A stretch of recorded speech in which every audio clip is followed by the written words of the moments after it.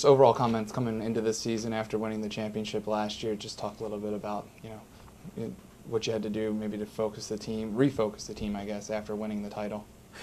Well, last year was an unbelievable run and a storybook run, and it's something to be celebrated. And we wanted to make sure that after the season that we did celebrate that, because our guys worked so hard to achieve a goal that it was important to take time to celebrate and reflect on it.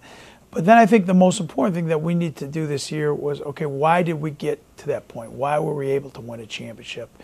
And yes, it was about some talented players, but it was far more than that. It was about guys buying into a culture and really practicing hard every day, accepting rules, and having great on-court leadership. And those are the things that we've really tried to focus on here in the preseason. And those will be the issues that will determine how good we are this year.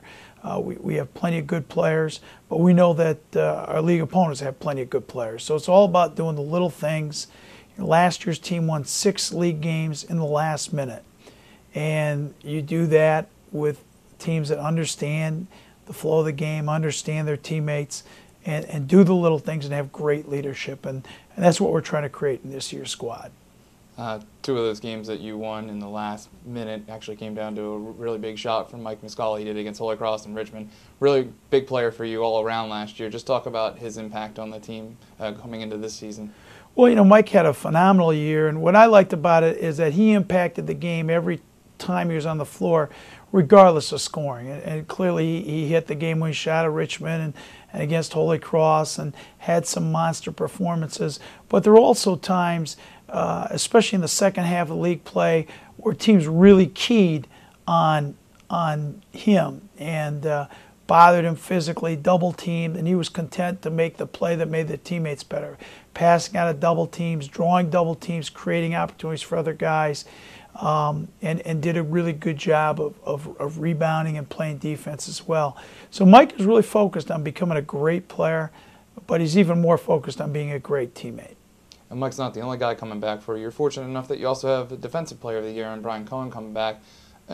Another guy, he doesn't show up on the scoring column a lot, but I mean when he does, he helps out. But on that defensive end, he's just been huge. Just talk about his contributions to the team. Well, Brian has been a phenomenal defender for all 3 years, and he's just real well built to do it. I mean, he's strong, he's rangy, he's quick enough to guard quick penetrating guards, but he's tall enough and strong enough to, where we'd put him on Vlad from Americans. So he's got versatility. But the most important thing is he's bought into being a defensive stopper, and he takes great pride in that. But again, it's far harder to quantify in statistics, but he certainly led our team in what we call winning plays last year. Not only taking a charge, but getting an offensive rebound, diving on the floor for a loose ball, just the extra effort plays that all great winning teams have. And he does so many things that the casual observer may not notice, but directly impact our ability to win. And last question, Cameron Ayers, just talk about his role coming into this year. You mentioned downstairs about how you're losing Daryl Shazier, a couple guys who really ran this offense. Well, talk about Cameron Ayers stepping in, and a couple, I guess maybe even Bryson Johnson. He's going to be, I imagine, in the mix there as well. Well, Cameron Ayers had just a great freshman year, and all last season, we never thought he was a freshman. He didn't play like a freshman. He had a poise and a basketball IQ and a maturity level about him that is really I've never seen in a freshman ever in 18 years as a head coach. He comes from a basketball family. His basketball IQ was phenomenal. Now he's trying to make that quote-unquote next step. And he's had a good summer. He's worked very hard and trying to impact the team in a lot of different ways. He's a guy who can impact our team scoring and playing off the ball. But he's certainly going to be a guy that plays the point guard position, at least for us, at, some degree. And for him, it's trying to find a way to balance the two.